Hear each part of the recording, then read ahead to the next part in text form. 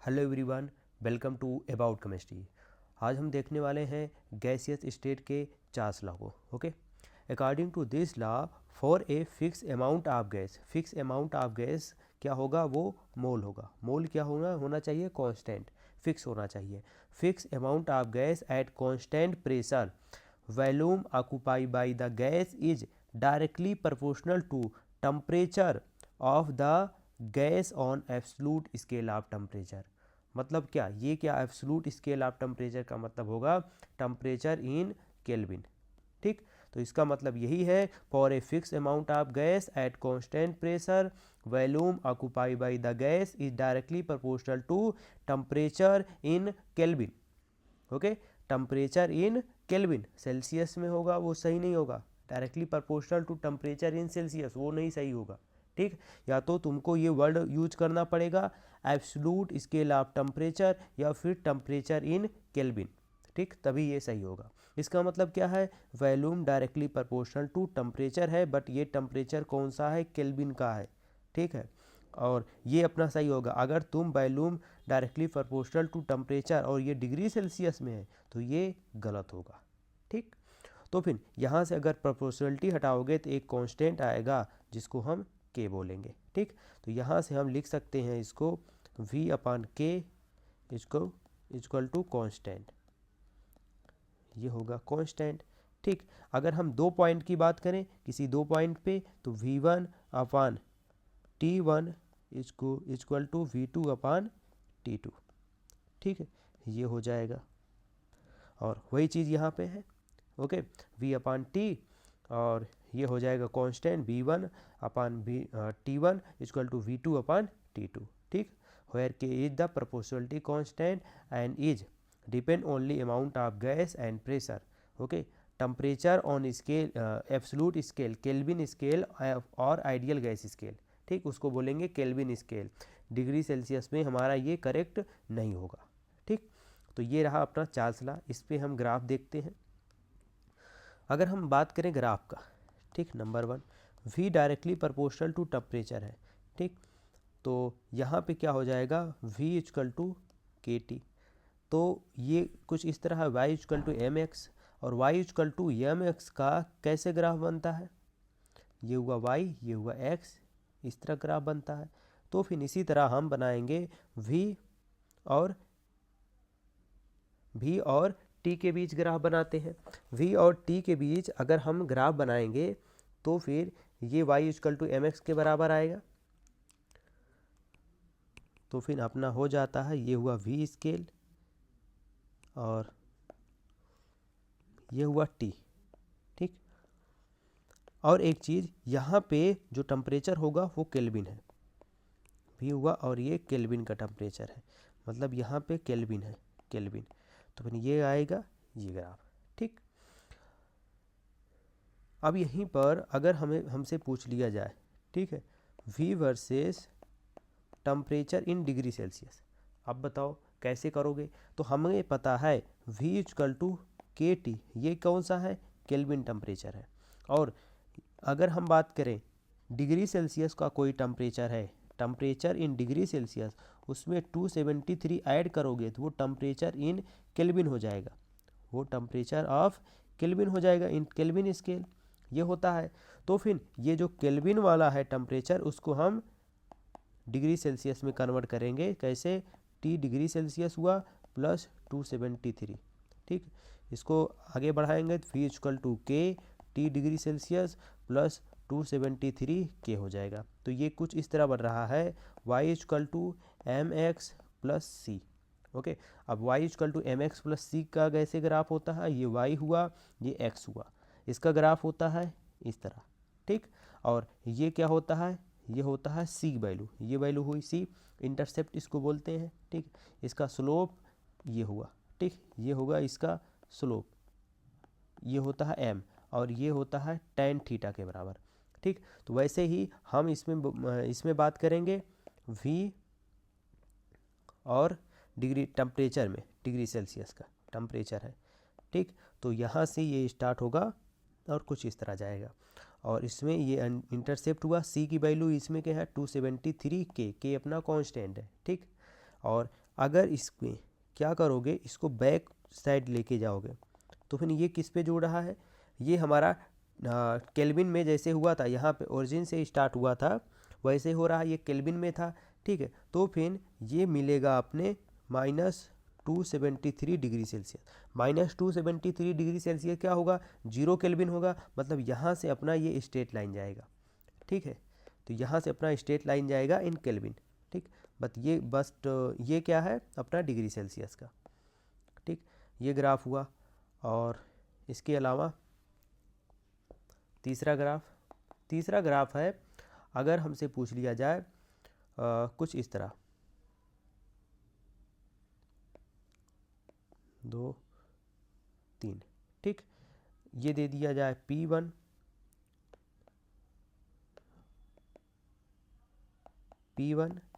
P2 P3 और ये हुआ V और ये हुआ T अपना इसमें केल्विन का ही है, ठीक है। अब इसमें पूछा जाए इसमें से कौन सा प्रेशर हाई है कौन सा प्रेशर लो है, उसके लिए क्या करो, किसी एक को हम कांस्टेंट मानेंगे, ठीक है। किसी एक को कांस्टेंट मान लो, चलो हम वॉल्यूम को कांस्टेंट मान लेते हैं, ठीक है। इसको V मान लो, V को फिक्स करो।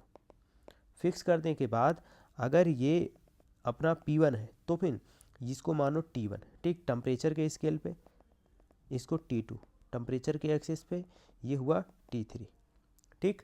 अब हमें पता है PV बराबर nRT, ये तो पढ़े ही होंगे कहीं ना कहीं, PV बराबर nRT।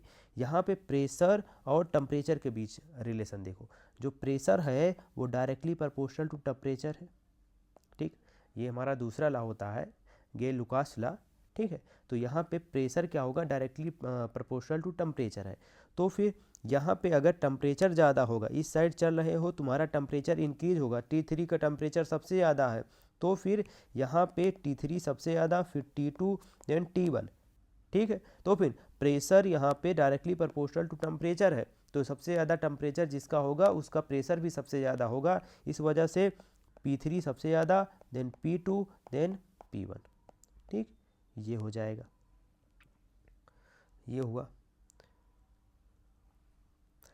अगला ग्राफ अगर हम देखें, अगला ग्राफ है कौन सा नंबर का, 4 नंबर का ग्राफ, ठीक।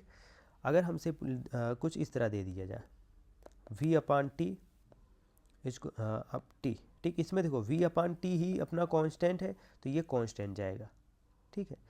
और इस साइड अगर V/T और V दे दिया जाए तो ये कांस्टेंट जाएगा, क्योंकि V/T तो अपना कांस्टेंट ही है, तो इसी वजह से वो क्या जाएगा, कांस्टेंट जाएगा। 6th ग्राफ की अगर बात करें, अगर दे दिया जाए VT वर्सेस T, ठीक, ऐसा दे दिया जाए तो उसके लिए सबसे पहले हमें निकालना पड़ेगा V = KT होता है, KT होता है, तो हमें VT में नहीं बदलना पड़ेगा, तो दोनों साइड T से मल्टीप्लाई करो, ये हो जाएगा KT²। तो ये बन रहा है कुछ Y = mx²। तो Y = mx² के लिए Y वर्सेस x का ग्राफ कुछ इस तरह होता है, ठीक। ये मैथमेटिकल ग्राफ है, ठीक। तो वैसे ही हम इसमें बनाएंगे VT और अपना T का ग्राफ, तो ये कुछ इस तरह बनेगा, ठीक है।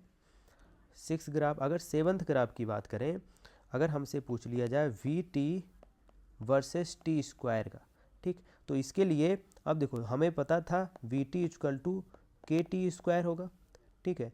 ये वाला अभी हमने निकाला था, ठीक है। तो यहाँ पर Y = mx लगाएंगे, mx क्यों, क्योंकि यहाँ पे T² यूज हो रहा है जो x की तरह यूज हो रहा है, यहाँ पे T² x की तरह यूज होगा, ठीक है। तो फिर यहाँ पे लिख सकते हैं VT वर्सेस ये हुआ T², इसके लिए ये जाएगी स्ट्रेट लाइन। 8th ग्राफ की बात करें, अगर हम 8th ग्राफ की बात करें, अगर हमसे पूछ लिया जाए V वर्सेस 1/T, अब यहाँ पे जो भी टेम्परेचर लिया जा रहा है वो अपने केल्विन पर है, ठीक, केल्विन स्केल पर। इसके लिए हमें पता है V = KT। अब V = KT है, लेकिन हम इसको लिख सकते हैं V = 1/T, इस तरह लिख सकते हैं, ओके। तो फिर ये कुछ इस तरह बन रहा है, जैसे हम इसको लिख सकते हैं V inversely proportional to 1/T, ठीक, ये बन रहा है। अगर हम इसमें बात करें y inversely proportional to x ऐसा बन रहा है, तो फिर ये ग्राफ कैसे बनता है, y हुआ x ये हुआ, ठीक, कुछ इस तरह बनता है, ठीक। तो उसी प्रकार हम इसमें बनाएंगे v ये हुआ 1/t ये हुआ। अब इसका ग्राफ कुछ ऐसे बन जाएगा, ठीक। नाइन्थ ग्राफ की बात करें, ठीक, ninth graph log v versus log t की बात करें। अगर हम इसमें बात करेंगे तो v equal to k t है। अब log v equal to log k plus log t होगा, ये होगा। अब ये कुछ इस तरह बन रहा है, y equal to m x plus c, ठीक।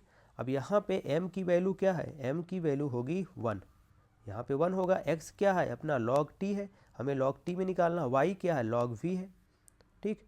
तो यहाँ से अगर हम बात करें y equal to m x plus c, ये ग्राफ कैसे बनता है, y ये हुआ x ये हुआ, कुछ इस तरह बनता है, ठीक है।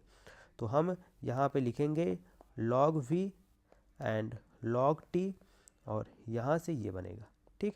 यहाँ पे क्या वैल्यू है, log k है, और जो ये इंटरसेप्ट है, जो यहाँ पे ये इंटरसेप्ट है log k, ठीक। अब यहाँ पे जो हमारा स्लोप है, ये अपना स्लोप हुआ, स्लोप क्या होता है हमारा m है और tan थीटा होता है। अब यहाँ पे m की वैल्यू क्या है 1 है, तो फिर अगर ये थीटा है, ठीक है, अगर हमारा tan थीटा होता है 1 वैल्यू है, तो थीटा की वैल्यू कितनी होगी 45, तो फिर ये वैल्यू क्या होगी 45 डिग्री होगी, ठीक है। tan 45 का क्या वैल्यू होती है 1 होती है, ठीक। तो ये ग्राफ हुआ, ठीक। और ऐसे ही और भी ग्राफ्स हैं, जैसे अगर हमसे पूछ लिया जाए ये हुआ 8 10th ग्राफ, ठीक। और ये वाला ग्राफ देखो, अगर हमसे पूछ लिया जाए v वर्सेस ln t, ठीक, ऐसा पूछ लिया जाए, तो हमें पता है v equal to k T, ये पता है। अब v equal to k T को कैसे लिख सकते हो, v इक्वल टू के ई की पावर ln t, अब ये लिख सकते हो, ठीक। तो ये कुछ इस तरह ग्राफ बन रहा है, ये y इक्वल टू के ई की पावर x बन रहा है। अब इसका ग्राफ कैसा होता है, इसका ग्राफ यहाँ पे देख लो, इसका ग्राफ इधर इसको करता हूँ, और इसका ग्राफ बनता है ये y हुआ और यहाँ पे ये हो जाएगा ln t, ये ग्राफ होगा कुछ इस तरह, y इस साइड हुआ और ये यहाँ पे x है, ठीक। तो इसका ग्राफ कुछ यहाँ से ऐसे बनेगा, इधर से जाएगा इस तरह, ठीक, ऊपर से ऊपर की ओर जाएगा कर्व की तरह, इस तरह, ठीक। और जो ये वैल्यू होगी, ये वैल्यू होगी k, ठीक। तो उसी प्रकार हम यहाँ पे करेंगे, ये हुआ v वैल्यू और यहाँ पे ln t, ठीक। तो ये ग्राफ ऐसे जाएगा और यहाँ पे ये वैल्यू क्या हो जाएगी, k वैल्यू हो जाएगी, ठीक है। आई होप आपको ये ग्राफ समझ में आए होंगे, ठीक है। अब कुछ क्वेश्चन कर लेते हैं। क्वेश्चन यहाँ पे दिया है, ये क्वेश्चन दिया है, ए गैस ऑक्यूपाई, यहाँ पे दे दिया a gas occupied 100 ml at 50 degree Celsius, ठीक। यहाँ पे वॉल्यूम दे दिया है, वॉल्यूम दे दिया है अपना 100 ml, ठीक। और टेम्परेचर दे दिया T1 50 डिग्री सेल्सियस को, उसको केल्विन में कन्वर्ट करना, कोई भी हमारा सेल्सियस में दिया है उसको केल्विन में कन्वर्ट करो, ठीक है, नहीं तो गलत हो जाएगा, ठीक है। ये हो जाएगा 3, ओके, 323 केल्विन हो गया, ठीक है। अब the gas is cooled eight constant pressure, means pressure अपना कांस्टेंट है, वॉल्यूम इज रिड्यूस, वॉल्यूम अपना रिड्यूस हो गया, reduce to 50 ml, means V2 क्या हो जाएगा 50 ml हो जाएगा। तो फाइनल टेम्परेचर T2 क्या हो जाएगा हमें बताना है, और हमें पता है 2 पॉइंट के लिए V1 upon T1 equal to V2 upon T2। V1 क्या है यहाँ पे 100 ml है, और T2 कितना है अपना T1 कितना है 323, V2 निकालना है, और यहाँ पे सॉरी V2 दिया है, ठीक, T2 निकालना है, V2 दिया है 50 ml और T2 निकालना है अपना तो यहाँ से हम इसको कैंसिल आउट करेंगे और ये हो जाएगा अपना T2 इक्वल टू 5 इंटू 3/10। ठीक है, अब इसको अगर हम सॉल्व करेंगे, ये हो जाएगा 161/10 और T2 आ रहा है 161.5 केल्विन। ठीक है, ये हो गया। अब दूसरा क्वेश्चन है, दूसरा क्वेश्चन बोल रहा है a thin volume with air at 40 degree Celsius. ठीक, यहाँ पे टेम्परेचर दे दिया T1 47 दे दिया, ठीक, सॉरी 47 डिग्री सेल्सियस है, और उसको कन्वर्ट करो किसमें, केल्विन में। ठीक, प्लस 273 और ये आ जाएगा 320 केल्विन, और वॉल्यूम दिया है V1 दे दिया है 3 लीटर। ठीक, placing in it A cooled room its volume becomes, इसका वॉल्यूम क्या हो जा रहा है 2.7 litre. So what is the temperature of room, हमें T2 निकालना है। ठीक, तो हमें क्या फार्मूला पता है, V1/T1 इक्वल टू V2/T2। इसमें वैल्यू पुट करो और T2 की वैल्यू सॉल्व करो। ओके, आई होप आपको ये चीज़ें समझ में आए होगी। चार्ल्स लॉ और चार्ल्स लॉ के ग्राफ हैं और उनके कुछ क्वेश्चंस हैं। Okay, thank you very much.